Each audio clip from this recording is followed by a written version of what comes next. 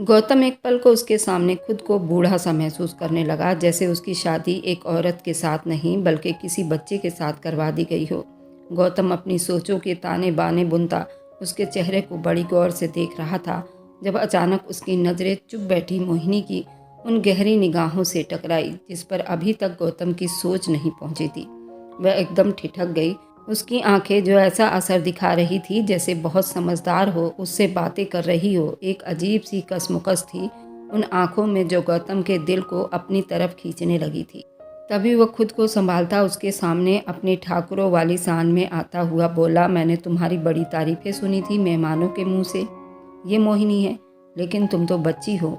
मैंने सोचा भी नहीं था कि मेरी ज़िंदगी की जीवन साथी एक बच्ची निकलेगी। मुझे क्या अब तुम्हें पहले पाल पोस कर एक औरत के रूप में ढलने का इंतज़ार करना होगा?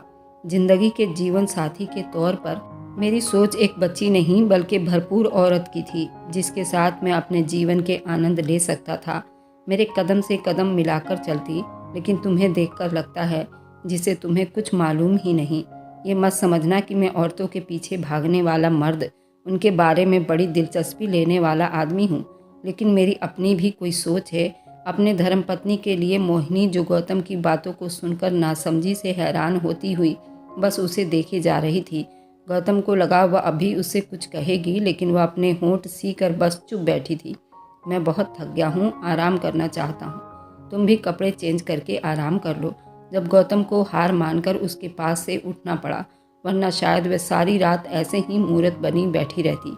अगले दिन सुबह पूजा आराधना के टाइम उसने आंख खोल कर देखा तो कमरे के अंदर कोई नहीं था। वह एक पल को घबरा गया कि नई नवेली दुल्हन है, आखिर कहाँ है। जब उसने बरामदे में बने तुलसी के पौधे के पास मोहिनी को देखा, जो पूजा करने में बहुत व्यस्त थी, इसका मतलब था कि उसकी माँ की तरह ये औरत भी बहुत ही धार्मिक और धर्म को मानने वाली है। गौतम को ये मंजर देखकर अच्छा नहीं लगा। जब उस लड़की के तरफ से मुंह फेर कर फिर गहरी नींद की वादियों में डूब गया। सुबह देर से उठने के बाद गौतम बिना मोहिनी पर नजर डाले घर से बिना किसी को कुछ बताए चला गया, और अब सुबह से रात होने को आई थी, गौतम का कोई अता पता नहीं था। शादी का दूसरा दिन था। अब तो ललिता भी उसकी हरकत से परेशान हो गई। जब उन्होंने मोहिनी को उसके कमरे में जाकर आराम करने को कहा, सर झुकाकर मासूमियत से वह उनके हुक्म को मानती अपने कमरे में आ गई। गौतम बंगले के दरवाजे से अंदर आता दिखाई दिया। ये क्या तरीका है गौतम बेटा? शादी का दूसरा दिन है और तुम अपनी नई नवेली दुल्हन को यूं इस तरह अकेले छोड़कर कहाँ घूमते फिर रहे हो? वो क्या सोच रही होगी तुम्हारे बारे में? ललिता जी नाराज नज़रों से बेटे को देखते हुए शिकायत भरे अंदाज में बोली थी। कुछ नहीं सोच रही होगी, क्योंकि उसके पास मैच्योर औरत का दिमाग ही नहीं है। अभी बच्ची है, और आपने शायद मुझसे कहा था कि मैं जो मर्जी करूं। शादी के बाद अब तुम मेरी शादी हो गई है, आपने अपनी मर्जी तो कर ली, अब मुझे मेरी मर्जी की ज़िंदगी जीने दो। मुझे मेरे हाल पर छोड़ दो। ये थानेदारों की तरह मुझसे सवाल जवाब करना बंद करो। गौतम बदतमीजी से बोला। आगे बढ़ने लगा जब उसने अपने पीछे माँ के गम में डूबी आवाज़ सुनाई दी, आज जिस मोहब्बत का दम भरते फिर रहे हो ना, उस बदचलन औरत के साथ संबंध बनाए हुए हो ना, याद रखना ये सब तुम्हारे बुरे कर्मों में लिखा जा रहा है। फिर अगर इस तरह गलत संबंध के बाद भी तुम शादी कर लेते हो, अपनी धर्मपत्नी पर ध्यान नहीं देते, तो भी तुम्हारे ऊपर पाप लिखा जाएगा।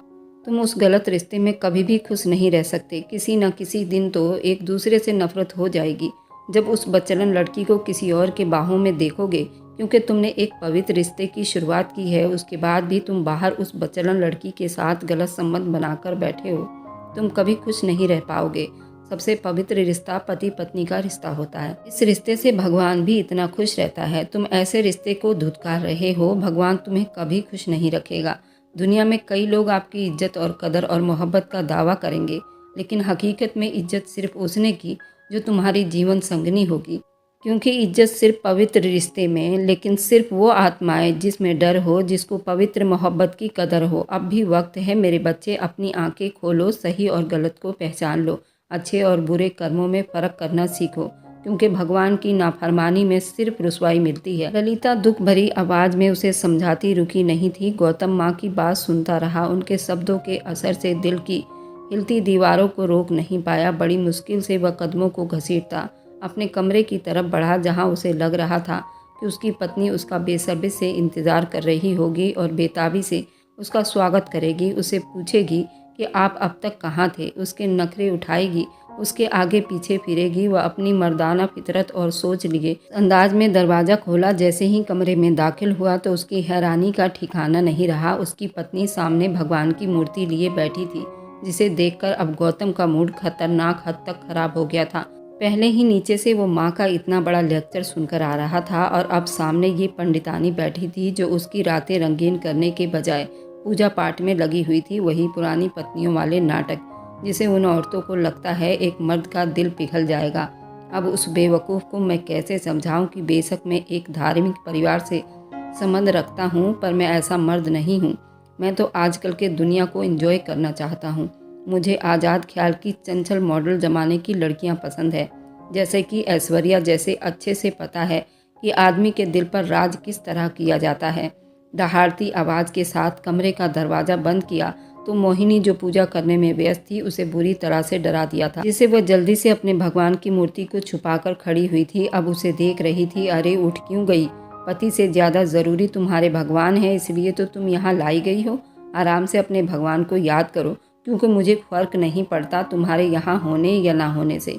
मैं उन मर्दों में से बिल्कुल भी नहीं हूँ मोहिनी, जो औरतों के पीछे भागते रहते हैं, जो उनके नखरे उठाते हों। मुझे सख्त नफरत है उन सब से, इसलिए अच्छा होगा कि अपनी उन हरकतों से मुझे आजमाने की कोशिश मत करो। उसे घूर कर अपने गुस्से को काबू करता हुआ अब भी उसके चेहरे पर मासूमियत और नादानी देखकर जल भुनकर राख हो गया था और एक शर्म की चादर में घुस गया था। मोहिनी ने नशे में सुर्ख आंखों को देखते हुए सोचा, आखिर उससे कहाँ कोई गलती हो रही है जो गौतम इतना नाराज हो रहा था। उसे तो सिर्फ पति की बात माननी थी और उसकी सेवा करनी और घर के कामकाज का ही पता था। उससे ज़्यादा वह और क्या कर सकती थी जिससे उसका मूड ठीक हो जाता। मोहिनी के दिमाग में इस तरह अलग अलग सोच आ रहे थे जो कल से अब तक ख़त्म होने का नाम ही नहीं ले रही थी। रात के 2 बजे का टाइम था, जहाँ उस वक्त सारी दुनिया नींद के मज़े लूट रही होती है। वहीं दूसरी तरफ गौतम अपने सख्त बिगड़े हुए मूड के साथ ऐश्वर्या को फ़ोन कर रहा था, जहां बराबर बैल जा रही थी, लेकिन सामने वाले ने जैसे कसम खाई थी कि फ़ोन ना उठाने की। जब तंग आकर गौतम ने उसे मैसेज भेजा, तुम मेरा फ़ोन क्यों नहीं उठा रही? जब उसके मैसेज करने के ठीक कुछ देर के बाद ऐश्वर्या का मजबूरी वाला रिप्लाई आया, गौतम आखिर तुमने ऐश्वर्या को समझ क्या रखा है? क्या मैं कोई जानवर हूँ जो तुम्हारे पीछे पीछे भागती फिरूँ, जबकि तुम मुझे सिर्फ धोखा ही दे रहे हो? आज तुमने किसी और से शादी कर ली और अब रात के इस पहर तुम्हें मेरी याद आ रही है, जबकि कल सुबह तुम्हारा उस लड़की के साथ रिसेप्शन है। मुझे क्या मिला तुमसे मोहब्बत करके? बस रुसवाई और बेवफाई, इंतजार, तन्हाई, और जो कुछ भी मिला स्वर्ग उस राजपुतानी को ही मिला। फिर चाहे वह एक बदसूरत मामूली सी दिखने वाली औरत ही क्यों न हो। तुम्हारे ठाकुरों की शान होने की हैसियत ने मुझ जैसी हसीन खूबसूरत लड़की को मार ही दिया है और तुम कुछ न कर सके। तुम तो चुपचाप उसके होकर रह गए हो, ये भी ना सोचा कि ऐश्वर्या के दिल पर क्या बीतेगी, वह कैसे तुम्हारे बगैर जिएगी। गौतम उसका मैसेज पढ़कर एक पल को हैरान हुआ, क्योंकि ये पहली बार था जब ऐश्वर्या गुस्से में उसे इतनी बदतमीजी से बात कर रही थी। गौतम ने तो हमेशा उसे इटलाती अदाओं के साथ अपने आसपास मंडराते हुए देखा था, लेकिन फिर वह ये सोचकर खुद को तसल्ली देने लगता, अभी उसका गम ताज़ा है और ये सब उसकी मोहब्बत में आकर गुस्से से कह रही है, लेकिन उसका दिल साफ है, मुझसे मोहब्बत करती है। कोई बात नहीं, अभी हालात कुछ इस तरह है जिसे ऐश्वर्या ऐसा व्यवहार किए हुए है, वह अच्छी तो है जो मेरे दिल पर राज करती है। ये सोचते हुए गौतम के होठ पर हल्के से मुस्कुराहट उठे थे। अब उसने एक बार फिर ऐश्वर्या की तरफ मैसेज रिप्लाई किया, जिसमें उसने अपने दर्द भरे अंदाज में लिखा था, उससे अब कल बात करेगा। इसका मतलब था कि गौतम अब उसे और ज़्यादा मैसेज करके तंग नहीं करना चाहता था। गौतम बहुत हैरान रह गया था। ये भी पहली बार था कि ऐश्वर्या उससे बात नहीं करना चाहती थी, जबकि ऐश्वर्या वह लड़की थी जो गौतम के आगे पीछे दीवानों की तरह पागल थी, उसके पीछे पीछे रहती, जो हर दम यही चाहती थी कि गौतम सिर्फ उससे बात करे, उसे प्यार करे। उसे याद था वह दिन जब पहली बार ऐश्वर्या ने गौतम को देखकर उसकी हैंडसम पर्सनैलिटी को सराहा था। अब उससे ऐसे दिखा रही थी जैसे उसे गौतम अच्छा ही नहीं लग रहा था। उसे गौतम से बात करने में कोई दिलचस्पी नहीं थी। जब एकदम से गौतम के दिमाग में ख्याल आया, ऐश्वर्या अगर मुझसे बात नहीं करना चाहती तो फिर क्या इस वक्त वह किसी और के साथ होगी? तभी गौतम के सोशल अकाउंट पर उसके दोस्त की तरफ से नोटिफिकेशन आया। जब गौतम ने देखा तो उसे एक ज़बरदस्त झटका लगा। उस दोस्त की तरफ से तस्वीर भेजी गई थी जिसमें वो बेड पर लेटा हुआ नज़र आ रहा था और उसके सीने पर किसी लड़की का हाथ था जिसे गौतम बहुत अच्छे से पहचान गया था। वह ऐश्वर्या का हाथ था जो साफ पहचाना जा सकता था। ऐसा लग रहा था जैसे रात के उस वक्त वे लोग पार्टी कर रहे हों और ऐश्वर्या उसके दोस्त के साथ इस तरह देखकर गौतम का खून खौल उठा था। इसका मतलब कि ऐश्वर्या तुम मुझे धोखा दे रही हो, मैं तुम्हारी जान ले लूँगा। अपने खोखले दिमाग के साथ वो मोबाइल एक साइड में फेंकता खुद से बोल पड़ा। अब उसे सुबह का इंतजार था जब ऐश्वर्या से उस बात का हिसाब लेने वाला था। अगले दिन 10 बजे करीब उसने ऐश्वर्या को मैसेज किया वह उसे होटल के रूम में आकर मिले। गौतम जल्दी जल्दी तैयार होता आज फिर गायब होने के चक्कर में था। मोहिनी एक तरफ खड़े होकर उसके बदलते रंगों को बड़ी गौर से देखी जा रही थी जो शायद सख्त गुस्से में लग रहा था, लेकिन उससे कुछ भी पूछने या कहने की हिम्मत ना होती थी। गौतम ने ऐसा कोई हक उसे अभी तक नहीं दिया था। गौतम रुको बेटा, कहाँ जा रहे हो? शाम को तुम्हारा रिसेप्शन पार्टी है। इससे पहले वह गाड़ी का दरवाज़ा खोलकर अंदर बैठता जब ललिता की दुख भरी परेशान सी आवाज़ आई, मैं किसी ज़रूरी काम से जा रहा हूँ, वक्त पर आ जाऊँगा, परेशान ना होना। इतना कहता वह रुका नहीं और गाड़ी स्टार्ट करता वहाँ से चला गया, जबकि ललिता तड़पकर हाथों को मलती फिक्र से अंदर आ गई थी। पहली बार इधर उधर फिक्र में चक्कर काटता ऐश्वर्या का इंतज़ार कर रहा था। दरवाज़ा खोलकर डार्क कलर की नाइटी पहने भद्दा सा मेकअप किए ऐश्वर्या अंदर आई और गौतम को उसे देखकर वहीं बस हो गई। जब वो शेर की तरह उस पर दहाड़ता उसका गला दबाए एक झटके से उसे दीवार से लगाकर उस पर चिल्लाया था, तुम्हारी हिम्मत कैसे हुई कि तुम मेरे ही दोस्त के साथ रात के इस पहर अकेली उसके साथ अपनी रातें रंगीन करो, वह भी उसके बेड पर उसके करीब होकर।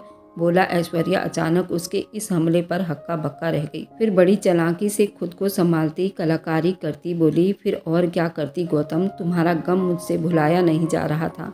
मैं कितनी परेशान थी उन दिनों जब तुम उस लड़की से शादी कर रहे थे। मुझसे बर्दाश्त नहीं हो रहा था कि मेरी मोहब्बत जिस पर सिर्फ मेरा ही हक था अब किसी और का होने जा रहा था। इसलिए मैं तुम्हारे उस दोस्त के साथ वहाँ पर गई थी। तुम्हारी माँ की नज़र में तो मैं वह औरत हूँ ही नहीं जो घर बसा सकती हैं। जब मैं वो हूँ ही नहीं तो फिर तुम बताओ मैं क्या हूँ? क्या मैं अपनी ज़िंदगी शुरू नहीं कर सकती हूँ जैसे तुम कर सकते हो, या फिर तुम्हारी नाकाम मोहब्बत का रोग लगाकर बैठ जाऊँ? बोलो क्या करूँ? अब ऐश्वर्या भी गुस्से से तेज आवाज़ में बोली थी। गौतम एक पल को नरम पड़ता उससे दूर हुआ था। वह ठीक ही तो कह रही थी। मर्द जात किस तरह खुदगर्ज होता है। औरतों के मामले में वो खुद तो कई शादियाँ करने के बाद भी यही चाहता है कि उसकी हर पत्नी उसे मोहब्बत करे। किसी और के पास जाना तो दूर, दूसरे आदमी का सोचे भी ना और वही उसकी मोहब्बत का दम भरते रहे और कोई नहीं। लेकिन सबसे बड़ी मजबूरी तो ये थी कि वह ऐश्वर्या को अपनी पत्नी भी नहीं बना सकता था।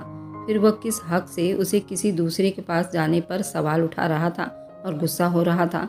गौतम के नरम पड़ने पर ऐश्वर्या लोमड़ी की तरह सोचती मुस्कुराई। फिर अपना असली पत्ता जो कब से संभाल कर रखी हुई थी आज वही पत्ता उसके सामने फेंकती हुई बोली, गौतम मैं तुम्हारी मजबूरी समझ सकती हूँ। तुम मुझसे मोहब्बत करते हो लेकिन ये दुनिया हमें एक नहीं होने देगी। तुम एक काम क्यों नहीं करते, तुम मुझे एक घर लेकर दे दो जिसमें मेरी ज़रूरत की हर चीज़ें मौजूद हो, मुझे किसी के सामने हाथ ना फैलाना पड़े। तुम समझ रहे हो ना, फिर मुझे किसी की फिक्र नहीं रहेगी। वहाँ मैं सिर्फ तुम्हारी बनकर रहूँगी। किसी के पास जाना तो दूर, किसी से मिलूंगी भी नहीं तुम्हारे परमिशन के बिना। ऐश्वर्या बड़ी प्यार से उसे अपने शीशे में उतार रही थी। बड़े नखरे में बोली। जब गौतम को एक पल के लिए याद आया जो कुछ उसने सुन रखा था कि पहले ज़माने की बचलन कुल्टा औरतें यही सब किया करती थी, ठाकुरों के साथ इस करने का मुआवजा लिया करती थी, फिर उनके साथ बिना किसी पवित्र रिश्ते के ऐसे ही रहा करती थी जैसे उनकी खरीदी हुई गुलाम हो, और उनकी ईमानदारी उन ठाकुरों के साथ तब तक रहती जब तक वह उनका मुंह पैसों से भरते रहते। उन औरतों के पास अमीर ठाकुरों की कोई कमी नहीं थी। गौतम पलटकर गहरी नज़रों से उसे चुप होकर देखता रहा। ठीक है, अगर तुम्हारी यही छोटी सी इच्छा है तो मैं एक घर तुम्हारे नाम तो कर ही सकता हूँ। जिसे सुनकर ऐश्वर्या खुश हो गई और फिर उसी वक्त गौतम उसे अपने साथ ले जाकर एक फौज इलाके में काफ़ी महंगी आलीशान घर लेकर दे दिया जिसकी कीमत बहुत ज़्यादा थी और ऐश्वर्या के नाम पर था। मोहिनी कमरे में बैठी शाम की तैयारी कर रही थी जब ललिता दरवाज़ा खटखटाती हुई अंदर आई। क्या तुम जानती हो मोहिनी, गौतम इस वक्त कहाँ गया है? ललिता थोड़े सख्त तेवर लिए बोली थी। नहीं माँ जी, उन्होंने मुझे कुछ बताया ही नहीं। सर झुकाए मासूमियत से बोली। क्या मतलब कुछ बताया नहीं? तुम उसकी पत्नी हो, तुम्हें पूछना चाहिए था उससे। अगर अभी से तुमने उसे काबू में नहीं किया तो फिर बाद में मत रोना जब वह सारी सारी रात घर से बाहर बिताया करेगा। माँ जी, लेकिन वह मुझसे बात ही नहीं करते। अब की बार घबराई घबराई सी बोली। देखो मेरी बच्ची, एक पत्नी का काम होता है कि पति का ख्याल रखे, साथ साथ उससे मोहब्बत भी करे, उसका पूरा ध्यान दे, उसे खुश रखे ताकि वो बाहर ही ना जाए। अब मैं तुम्हें कैसे समझाऊं? बात इतनी सी है कि मुझे अब इस ठाकुर खानदान का वारिस चाहिए, इसलिए मैं तुम्हें ब्याह कर लाई हूँ, वरना गौतम को कोई कमी नहीं थी हसीन लड़कियों की। ललिता अब बड़ी मोहब्बत से उसे समझाती हुई बोली थी, जिसे मोहिनी को हौसला मिला जब उसने खुलकर बोलना शुरू हुई। लेकिन माँ, वो मेरे करीब नहीं आते। जिसे सुनकर ललिता दंग रह गई। ऐसा कैसे हो सकता है? ज़रूर तुम उसे रोकती हो, नखरे दिखाती हो, जबकि मैं अपने बेटे को अच्छे से जानती हूँ। वह खुले दिमाग का मालिक है। वह अगर करीब नहीं आता तो तुम्हें उसके करीब जाना होगा, उसके जज्बातों को, एहसासों को अपनी मोहब्बत की जकड़ में लेना होगा।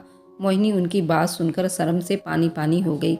वह अजीब सी उलझन का शिकार हुई थी और सोचने लगी, जब वो मर्द होकर, उसका पति होकर उसके पास नहीं आ रहा, वह नाजुक सी लड़की होकर जिसने आज तक कभी किसी लड़के को अपने आसपास नहीं देखा था, तो आज कैसे वह अपने पति को अपनी मोहब्बत के लिए उकसा सकती थी? ये सब सोचते हुए उसके नाजुक जिस्म कांपने लगा था। शायद मुझ में ही कोई कमी रह गई है जो मैं उनके दिल तक नहीं पहुंच पा रही। शाम को जब वो घर आया तो उसने मोहिनी को हसीन दुल्हन की तरह सजते संवरते सामने बैठे देखा, बल्कि लाल रंग की मोतियों का काम किया हुआ बारीक सी साड़ी जो उस पर बहुत जच रही थी और आज वह बला की खूबसूरत लग रही थी।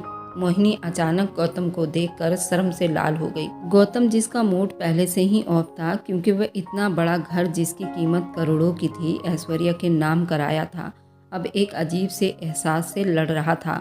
उसने ऐश्वर्या को आज अपने दिल से उतरता हुआ महसूस किया, लेकिन जब उसने मोहिनी को उस रूप में देखा तो एक पल को उसका दिल धड़का था। उसने अनजाने में ऐश्वर्या का तुलना मोहिनी से किया। वह कितनी मासूम और कितनी खूबसूरत और कितनी पर्दे वाली और भला की खूबसूरत लग रही थी, और ऐश्वर्या इतने मेकअप करने के बाद आज मुझे बूढ़ी नजर आ रही थी। और मोहिनी उसके आसपास उसका ख्याल रखती, ना कभी कोई शिकायत करती थी, ना कोई फरमाइश। वह कितनी प्यारी औरत थी। अपनी सोच को झटकता, अब उससे नजरें चुराता वह शाम के फंक्शन के लिए तैयार होने चला गया। रिसेप्शन पार्टी में हर कोई उन दोनों को साथ देखकर तारीफों के पुल बांध रहा था। कोई उन्हें कुछ कहता तो कोई उन्हें कुछ कह रहा था। वे दोनों एक साथ इतनी खूबसूरत और कमाल की जोड़ी लग रही थी जिसे एक दूसरे के लिए ही बनाए गए हों। गौतम और मोहिनी निगाहें बचा बचा कर चुपके से एक दूसरे को देख रहे थे, लेकिन कुछ कहने की हिम्मत दोनों में न थी। मोहिनी ने भगवान का नाम जाप करके रिसेप्शन का टाइम खत्म किया था। जब सभी घर वाले थके हारे घर पहुंचे, रात काफ़ी हो चुकी थी। गौतम ने देखा मोहिनी सामने बेड पर बैठी अपनी चूड़ियां उतार रही थी, जो लंबी पलकों की झालर से शर्म हया से कभी झुकाती कभी उठाती, जैसे उससे कुछ कहना चाहती हो। गौतम के होठों को मुस्कुराने पर मजबूर कर दिया। उससे रहा नहीं गया जब वो बोल उठा, क्या कोई बात है दिल में जो कहना चाहती हो? मोहिनी, जो अपनी ही सोचों के भंवर में फंसी हुई थी, अचानक गौतम की बात सुनकर छटपटाई थी। वो मैं क्या बकरी की तरह मैं कर रही हो? बोलो साफ साफ, क्या कहना चाह रही हो? मैं तुम्हें कोई खा नहीं जाऊंगा। गौतम उसकी घबराहट का मजाक उड़ाकर बोला। आज न जाने क्यों उसे मोहिनी पर प्यार आ रहा था। माँ जी अब ठाकुर परिवार का वंश देखना चाहती हैं। वह आपकी औलाद को गोद में खिलाना चाहती हैं, लेकिन आप शायद मुझे कम उम्र की बच्ची समझ रहे हैं, या शायद आप अपने काबिल मुझे नहीं समझते। उदास सी नरम आवाज में पहली बार उसने अपने दिल की गहराइयों से बोला था। शर्म तो बहुत आ रही थी, लेकिन अब ये मजबूरी थी। गौतम एक पल को उसकी बात सुनकर हैरानी में पड़ गया था, फिर उसके करीब आया, बड़ी प्यार से उसके गुलाबी दोनों गालों को अपने हाथों से पकड़कर ऊपर किया था। गौतम अपनी शरारत भरी आंखों से मुस्कुराकर बोला, अच्छा माँ जी चाहती हैं वारिस, या फिर आपके दिल के जज्बात बेकाबू हो रहे हैं मुझे देखकर? उसकी बात सुनकर मोहिनी छटपटा सी गई थी। नहीं नहीं, ये तो माँ जी ने कहा है। अब की गौतम नाराजगी से उसके पास आते हुए बोला, क्या मतलब माँ जी ने कहा है? क्या तुम्हारा कोई दिल नहीं है? तुम्हें मुझे देखकर कोई एहसास, कोई जज्बात नहीं जागे? क्या तुम मुझसे मोहब्बत नहीं करती? जबकि ज़्यादातर पत्नियां तो अपने पति से पहली नज़र में मोहब्बत कर बैठती हैं। इसका मतलब तुम सच में बच्ची हो।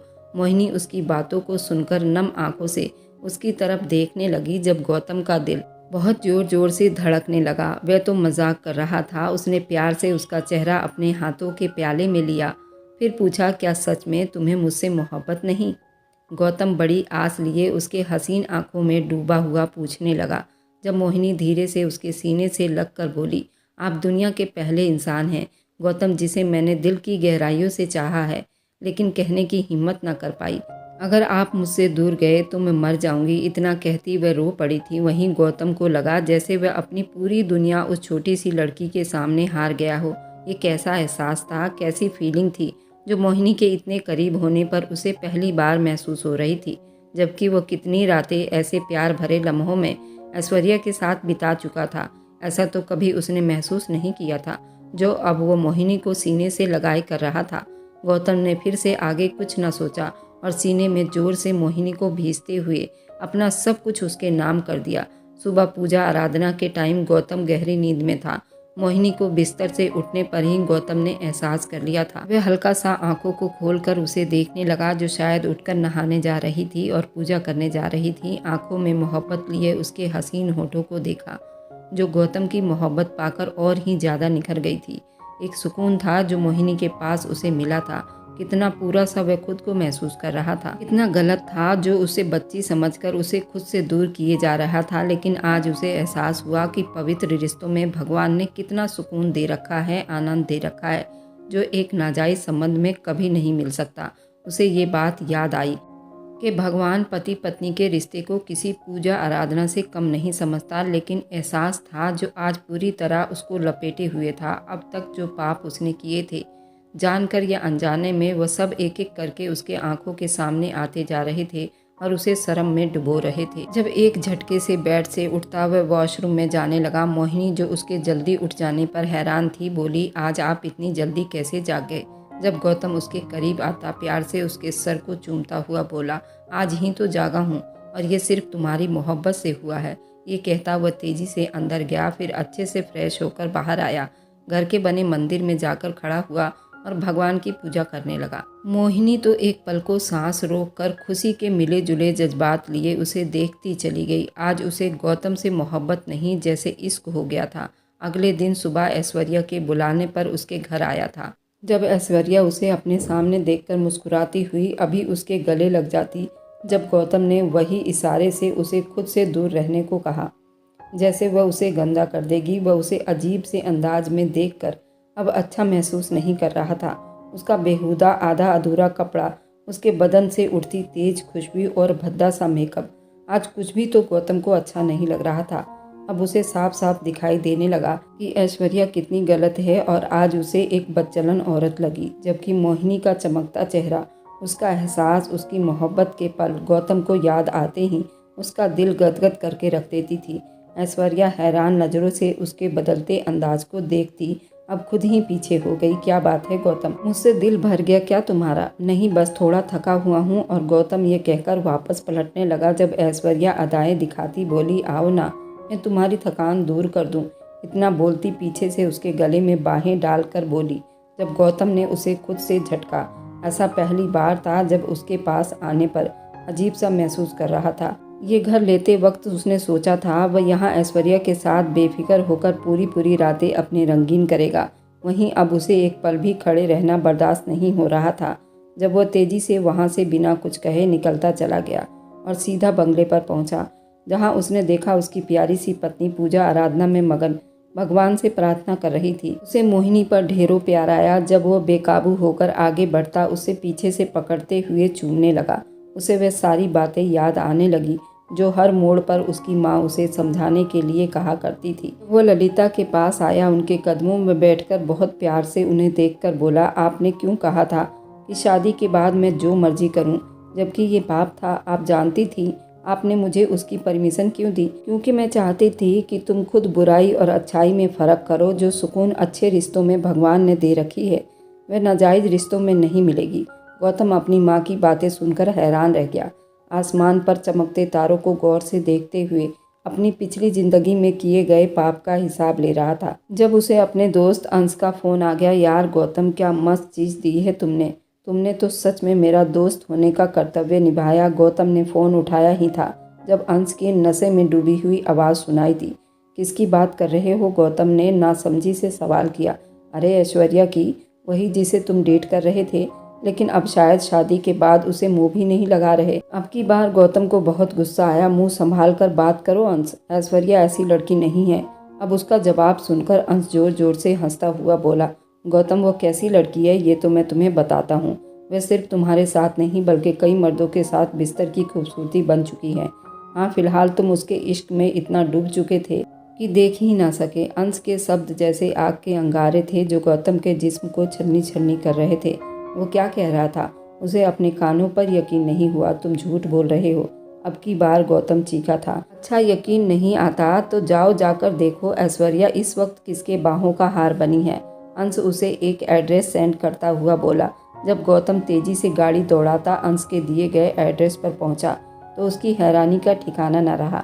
ऐश्वर्या नशे में धुत एक अमीर आदमी के गोद में बैठी हंस रही थी। ऐसा लगता था जैसे उसे बहुत तकलीफ हो रही हो। गौतम की आंखों में खून उतर आया, इसलिए नहीं कि वह उसकी मोहब्बत थी, बल्कि इसलिए कि अब तक वह उसे धोखे दे रही थी, उसका इस्तेमाल कर रही थी अपने बेवकूफ़ी के लिए। ऐश्वर्या पर जोर से चीखता जब ऐश्वर्या उसकी आवाज़ सुनकर डर कर अपनी जगह से उठ खड़ी हुई, लड़खड़ाती उसके पास आई। गौतम, तुम यहाँ कैसे आए? जब गौतम एक थप्पड़ जोर से उसके मुंह पर दे मारा और उसने उंगली उठाकर उसे वार्निंग की, अपने गंदे मुंह से मेरा नाम मत लेना। मैं तुम्हें समझने में बहुत देर कर दी, लेकिन अब मैं तुम्हारी हकीकत जान गया हूँ। तुम असल में अपना जिस्म बेचने वाली एक गंदी औरत थी जो अपने झूठे हुस्न और नखरों से मुझे फंसाने की कोशिश में लगी हुई थी। खैर, आज मैंने सब कुछ अपनी आंखों से देख लिया है। अब मैं तुम्हारे जाल में फंसने वाला नहीं। गौतम गुस्से से वहाँ से घर चला आया। घर आया तो मोहिनी उसके इंतजार में बैठी थी, जो गौतम के घर आते ही उसके पैर छुए और उसके सीने से लग गई। गौतम को लगा जैसे पूरी दुनिया मेरे कदमों में है। मोहिनी को चूमता उसे खुशी से गोद में उठा लिया। मोहिनी भी उसके इस तरह प्यार करने से तड़प उठी। मोहिनी को लगा जैसे पूरी दुनिया उसके कब्जे में है। इसी तरह अब उनका प्यार रोज एक नया इतिहास लिखती थी और कुछ दिनों के बाद उन दोनों की एक प्यारी सी बेटी हुई, जिसे गौतम देखकर खिल उठा था। और मेरी वीडियो जहाँ से भी आप लोग देखते हैं, कमेंट में अपने शहर और राज्य का नाम ज़रूर बताइए।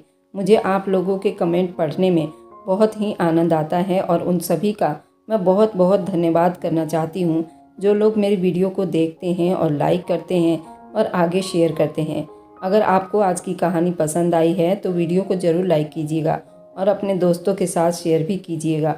और हाँ, अगर आपने अभी तक मेरे चैनल को सब्सक्राइब नहीं किया है तो ज़रूर सब्सक्राइब कर लें। मिलते हैं हम अपनी कल की एक और नई दिलचस्प कहानी के साथ। मुझ पर सदा अपना प्यार और स्नेह बनाए रखें। सभी को मेरा प्यार भरा नमस्कार दोस्तों।